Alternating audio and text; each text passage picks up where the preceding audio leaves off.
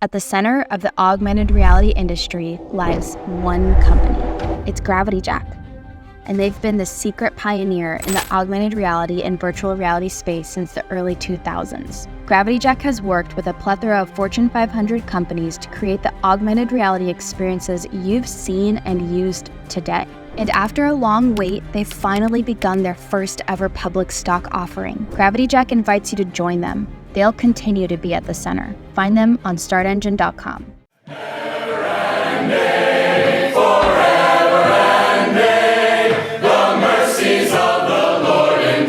So good.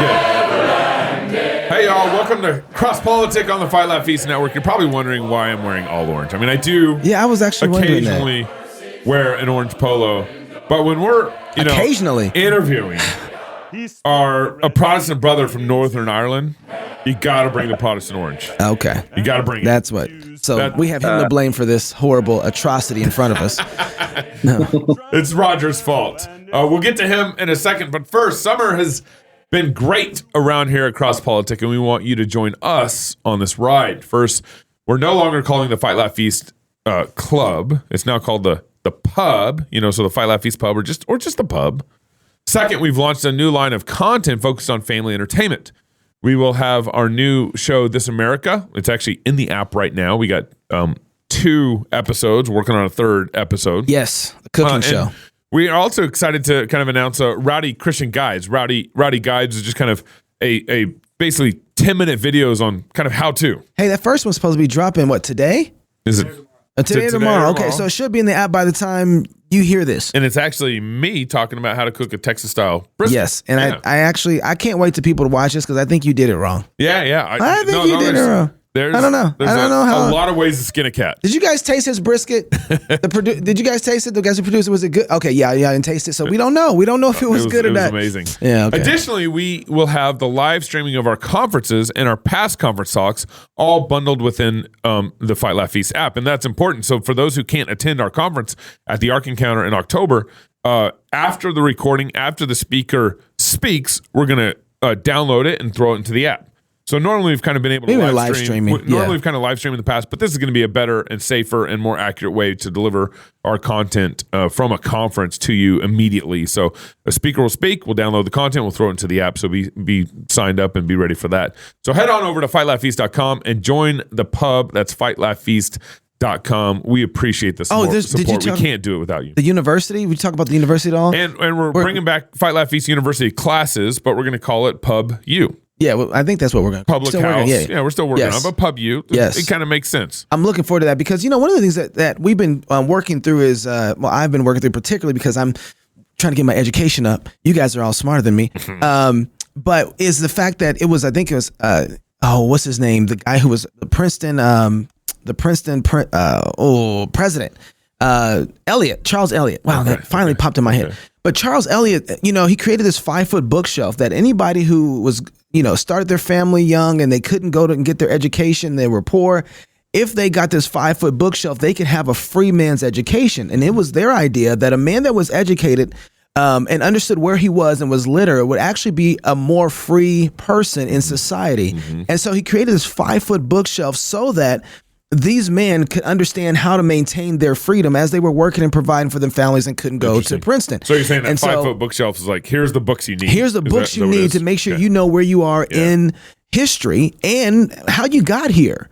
And so they're just basically kind of like honoring your forefathers, the Fifth Commandment stuff. Mm-hmm. And so the more that was out there, the more the people had access to information, to knowledge, to history, the more free he felt like they would be. Yeah. And so I feel like that the university is kind of our version of that, except not necessarily in book form, but in, online interaction form. Absolutely. Yeah. So this is our version of the 5-foot bookshelf. And a lot of people don't have the time to read, but you can put it on, you can listen. Yeah. You might have an hour or two, you can listen to a lecture or talk with the person who's doing the class. So I really like what's happening with the U. I dig that. Hey, we're grateful to have Roger Dunlop on from Northern Ireland.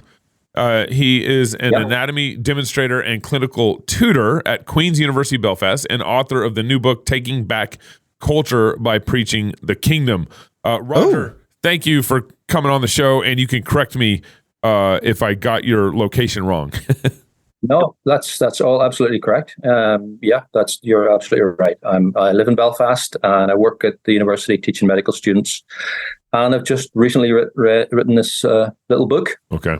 Thank you. Well, so you wrote this book, Taking Back the Culture by Preaching the Kingdom. Yeah. First, before we actually get into the book, I'm an ignorant American.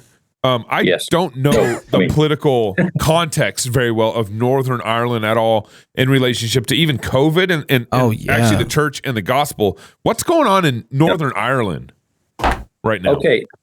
So first of all, just to be reasonably clear, Northern Ireland, well, until about 100 years ago, Ireland as a whole was part of the United Kingdom. And then in 1922, they split. So Northern Ireland still is part of the United Kingdom. So the laws and so on are, well, predominantly United Kingdom based. We are, although there are delegated powers, and I'm trying to find the right word for that, but there's sort of like in the state, in the states, you have different powers within the states. Well, we have some specific power within Northern Ireland. There's a local assembly, but it's not functioning very well at the moment. Similar to Scotland has some devolved government is what the term is. Yeah. But coming back to COVID, I think we probably had laws very similar to yourselves about restrictions on meeting at church, restrictions on meeting socially, staying at home, mask mandates, and most of the churches, I would say virtually all in Northern Ireland, closed at various times, although they then reopened under various controlled ways. So I think we were quite similar to yourselves on those respects. So did churches stay open there? Did everybody close down? Was there anybody pushing back at the beginning of the pandemic? I am not aware of really any churches that really pushed back. There may have been some, but I'm not aware of them. I think they pretty much did what the government line said. I think there would lots of individuals maybe, but just as individuals would have said we're not happy with this. But I don't think really any churches did as such. That was disappointing. When they went online, and many of them haven't really recovered, as far as I understand, or have only partially recovered their numbers after going online. So very similar, I think. What's the state of Christianity in general in Northern Ireland? Is it cultural? Is it, it sounds like the churches are weak. What's the general state of Christianity?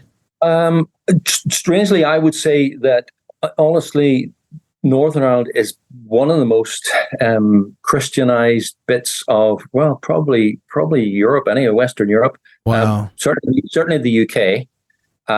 Lots and lots of Christians, lots and lots of Christian churches. It's quite a network of Christians. I wouldn't say the majority of people are Christian, and it did, of course, have the historical, cultural legacy from being Christian. That's been rapidly eroded. We had until the last couple of years, last year, I think even we didn't have abortion in Northern Ireland. It was actually illegal, apart from very restricted mother's life at risk circumstances, unlike the rest of the UK. And then we've had that imposed upon us in the last couple of years from the Westminster government. So it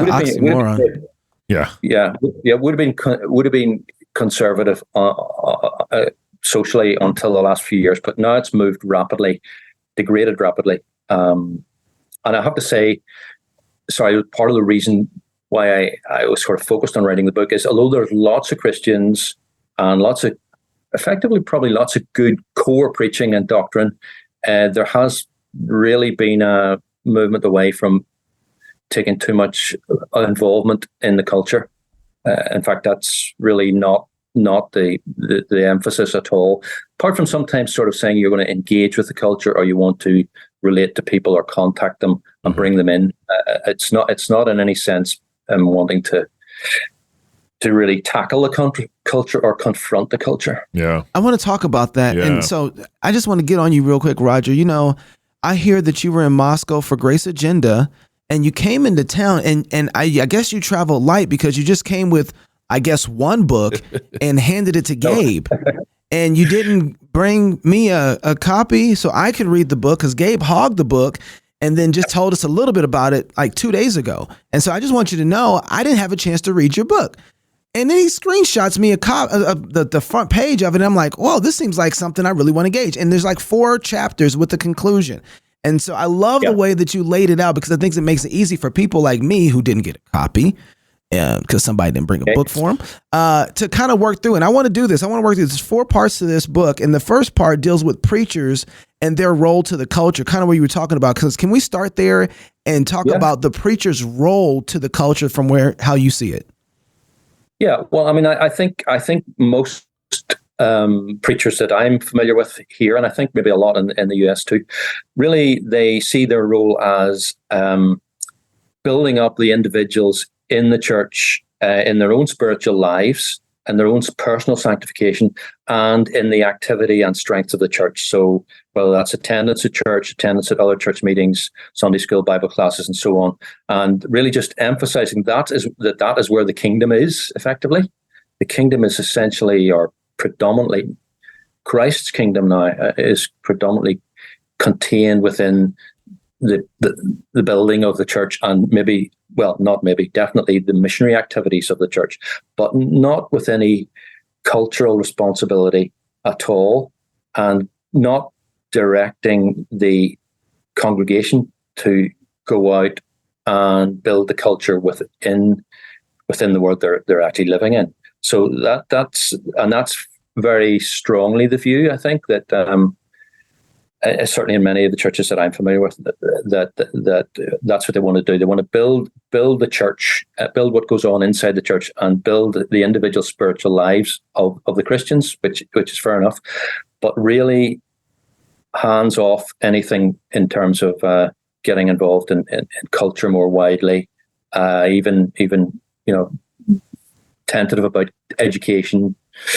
Yes. Etc. So then what is your argument that you're making in the book, that their role is that I guess the way you phrased it was that the kingdom was inside of around the 4 walls of the church and then missionary? What's your argument that it's beyond that? Yeah. Okay. So I mean, Christ, when he rose again and when he ascended, he's given all authority. And that includes authority over every aspect of culture, arts, the world, all kingdoms, all governments. And Christians are out in the world, and they've got to act as his hands and feet as he implements his authority, really as the new Adam, redeeming the activity that Adam failed to do and picking that up again. And it's Christians' role to do that. They're building Christ's kingdom, and it's well beyond just what's going on inside the church. And so that's really the emphasis that I wanted to push in the book. Do you do? I haven't, since Gabe is the only person who has. But it's funny you say that, because I've always realized when you said as the second Adam, that always gets lost in this narrative, this conversation, is that people forget that this is a story that actually started all the way back in Genesis, right?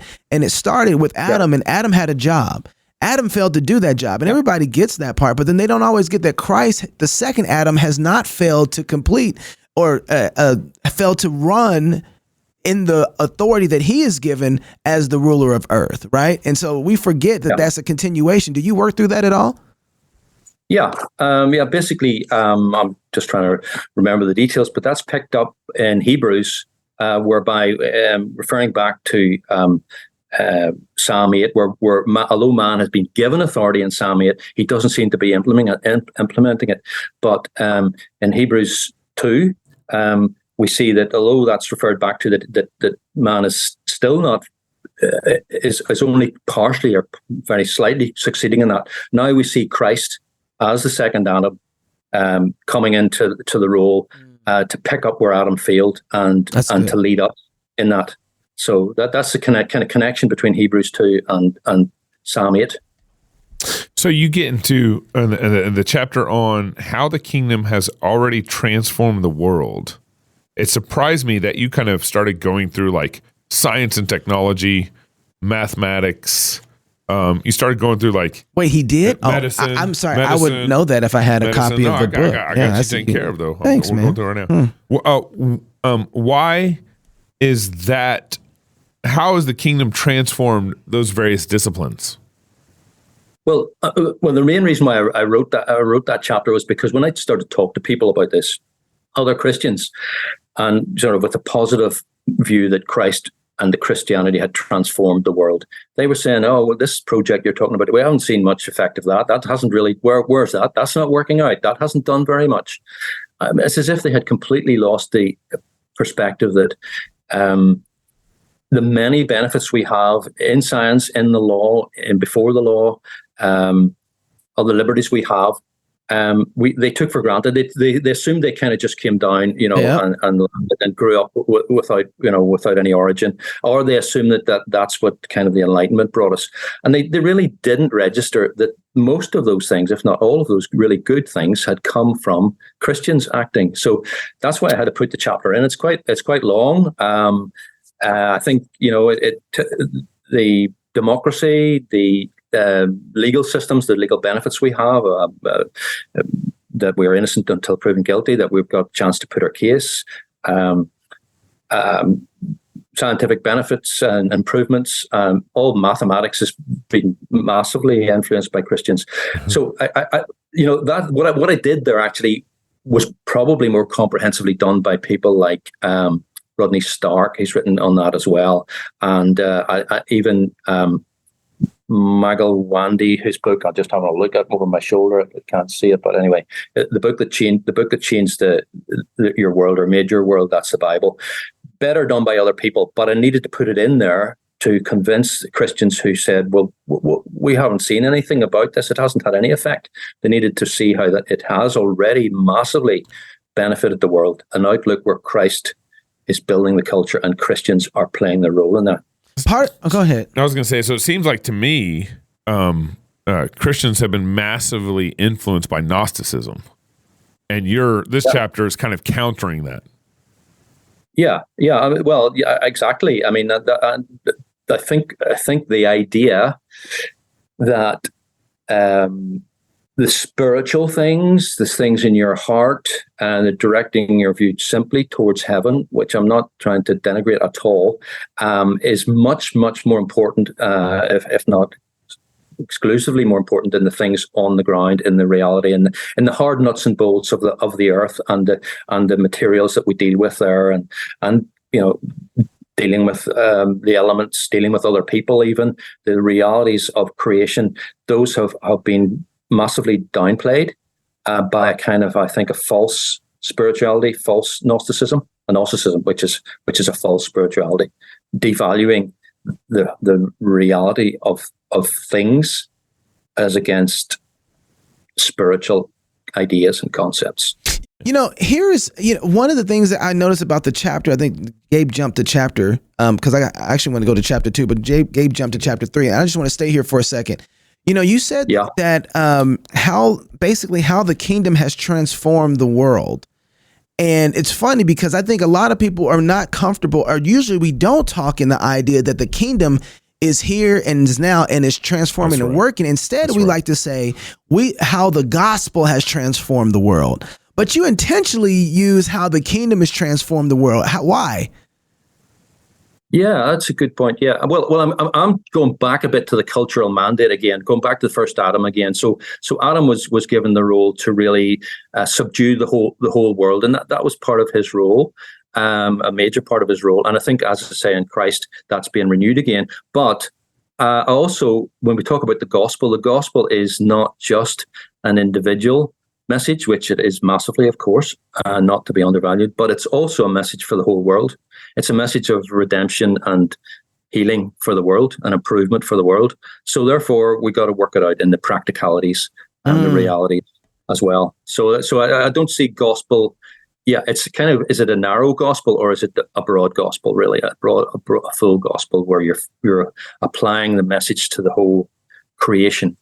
How do you argue with a lot of the people, I guess, who don't believe that the kingdom is here? They look forward to it. They like the kingdom's going to come, and so when it comes, I'm going to be happy for it. But what is your argument that the kingdom is actually here now? Yeah, yeah, that is probably a hard issue that people do raise. Well, the first thing is, I think when Jesus says in Matthew 28 that all authority has been given to him, and that's a kind of that's a change in what was there before, and he is the king, so he is the king. And so if he has all authority given to him and he is the king, then we have the kingdom here. And we see that reflected in Daniel 7 as well, where as the Son of Man, he obtains or receives all these things. So there was a change in the status of mankind within Christ at that time. And he is the king. He's writing in the parables. He's describing himself sometimes as the king as well, or the kingdom of heaven is what's coming. So, if he's not the king, who is the king? The devil. That's what I hear. He's the one. I mean, seriously, I hear it. But he's the one ruling and reigning here right now, and so I will hear that as well. But how can that be if Christ has all authority? That's in every instance, it's impossible. And yet you will hear that said that this is the kingdom of Satan. But Satan's kingdom has been overthrown. Christ has bound the strong man. So,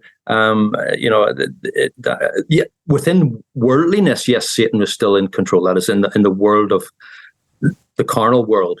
Yes, he is still there, but his authority, it's Christ has the authority, and we need to accept that. And that's something that I've often come up against, and that I suppose is a subtext in a sub theme of why I wanted to write the book. So I wanted to tell people that's not true. Satan is not. So this sounds like it's jumping ahead, but it's not. It is. Go ahead, do your thing. And Pastor Toby's not here, so you just gonna go random. In your conclusion. Yeah. Thanks, Joe, for helping out. I think you hit the nail on the head right here. You said everybody wants to change the world. Socialists want to change the world. Yeah. Feminists want to change the world. Bill Gates, Elon Musk. Everybody wants to change the world, but Christians. Yep. And before you get into that answer, actually, I got to read. I want you to think about that for a minute. I got to add. I'm going to read here, and then we'll bring you back in. Tired of someone else telling you where to go when you have medical need? Are you ready to take control of your health care? I hope you are. Then it's time to take a look at Samaritan Ministries. It's biblical, affordable healthcare sharing with no restrictive networks. Here's how it works. When a medical need arises, you choose the healthcare provider that's right for you and have a say in the treatment you receive, which is incredible. The whole medical industrial complex now these days, I'm done with. Send your medical bills to Samaritan Ministries, and they will notify fellow members to pray for you and send money directly to help you pay those bills.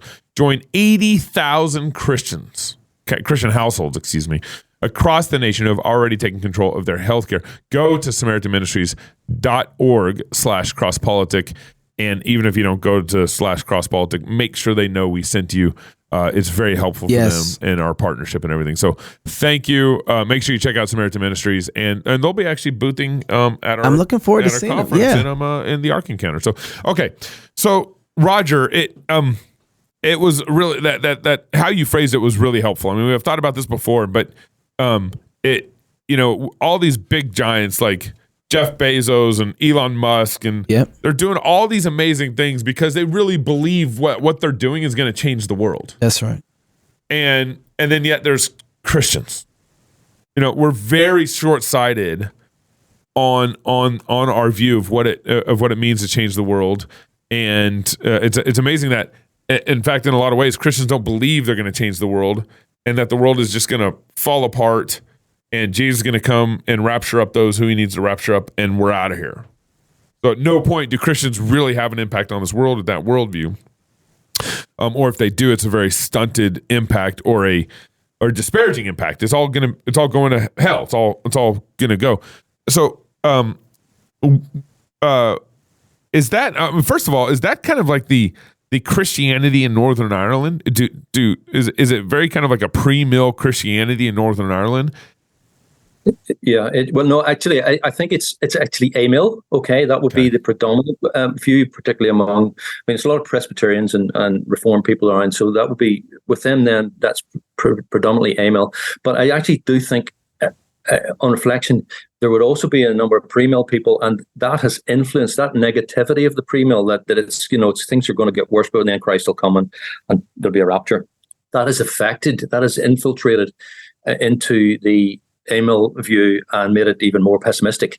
So there's really there really is a lack of vision. And actually, funny, when you mentioned that, I quote something a bit obscure in the book, which is a piece of a little Irish phrase called, and I'll say it in Irish, not that I know Irish, but Chucky Arla, which was actually the one of the mottos of the Republican terrorist movement. And what they were saying is, our day will come. Okay. And I can remember when I would have heard about that, thinking, yeah, they have a vision. They have a vision.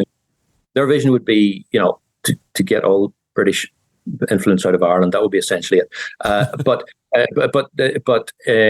they had a vision, whereas the churches don't have a vision. And then at the minute, as far as I can see, and the nearest thing that they're kind of working towards or accepting is this idea of exile. That seems to be relatively predominant as well. Maybe not totally predominant, but it's a factor. Man, okay. No vision. Proverbs says, where there's no vision, the people perish. Yeah. And to be in a situation, so you're saying Northern Ireland is basically dominated by the Presbyterian kind of. No, well, first of all, the population there's probably slightly more Protestants not a lot more than Catholics. There's still a lot of Catholics in the Northern Ireland, and the Protestant denominations are split. Well, the various shades of Presbyterian would probably be the largest group. There's Anglicans as well, and Methodists and Pentecostalists and so on. But the Presbyterians probably among the Protestants, if you lump them all together, they would probably be the biggest Protestant group. So they're all adherents of the Westminster Confession. Well, pretty much. Yeah. Wow. Taking back the culture through preaching the kingdom. Roger, I look forward to getting my copy signed. So everybody knows. But here's where I want to leave. I want to let you go ahead and finish with the conclusion that you left in the book. How did you conclude in the book, and what would be your word? Yeah, well, really, I think the church has to, and the believers have to kind of give up on this idea of defeatism and likely failure, and really get properly and fully engaged. Realize it is a war. There's a price to pay. There's sacrifice to be made, and it's not going to happen instantly. But really, to every step they have, every possibility they have, every opportunity they have to really put forward Christ's kingdom first, obeying Him in everything, and everything is significant that we're involved, and He puts us in every position that we're in. He's put us there, and we've got to act and work for Him in that. Be prepared to face difficulty and confrontation. And the thing is that the reason why I kind of called the book the title is really the pulpit is the nodal point, if you like. So in terms, if we want to try and engage this or enhance this transformation, if we've got believing people sitting in the pews, and we've got a Bible-believing preacher who's going to preach the word, believing that it's true, that's where the power rests. So that's really what Melville was saying right at the very start, that the pulpit is the prow of the culture. And so if we can have a Bible-believing preaching and people in the pews listening, then they can go out and influence their families, their businesses, the government they may be involved in, or education. And so that's why the pulpit is really the key point. Roger, how many people think like you in Northern Ireland? Probably very few. Yeah. That's one of the frustrations. That's actually why I kind of wrote the book, because I know you guys are talking to me about it, which is really great. But I'm hoping that it might have a bit more of effect locally, because I can count on, on the fingers of one hand who I would be pretty sure who would share my views. Now there will be others as well, but I'm not aware of many of them that share my views. So when I talk to people about this, we're like in the old word where they say, first they ignore you, then they laugh at you, then they fight you, and then you win. So we're well in the stage of first they ignore you. They actually don't really know what you're talking about when you talk about Christ's dominion and how it can change things and how we can take a positive view. So very, very few people are sharing this, and I'm hoping that I can be provocative by writing this book and get some people to at least engage with the ideas. Oh, wow. Well, if you're out in Northern Ireland, find Roger and get his book, Taking Back the Culture by Preaching the Kingdom. Roger, thank you very much, sir, for coming on Cross Politic. Thank you. It's been a privilege. Yes. If you're single, get married. If you're married, have you some kids. And if you have kids, go baptize them. Until tomorrow, love God with all your heart, soul, mind, and strength. Love your neighbor as yourself. Go fight, laugh, and feast. This is Cross Politic. 75% of people think real estate agents aren't very trustworthy. The only way to change that perception is to change the reality. If you're looking for a career where integrity matters and you can guide others through tough, high-stakes decisions, come join us at Story Real Estate and help drive that 75% down to zero. I'm Chris, the owner and founder. Let's see if we have a career you'll love.